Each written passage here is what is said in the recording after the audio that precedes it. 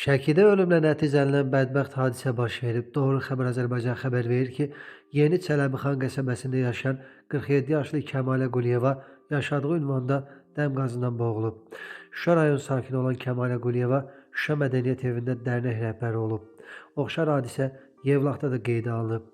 Qaçay Bəhlul oğlu İsmailov yaşadığı Quliyev küçəsindəki ünvanda dəm qazından zəhərlənərək həyatını itirib. Baş vermiş hər iki ölüm faktı ilə bağlı araşdırma aparılır.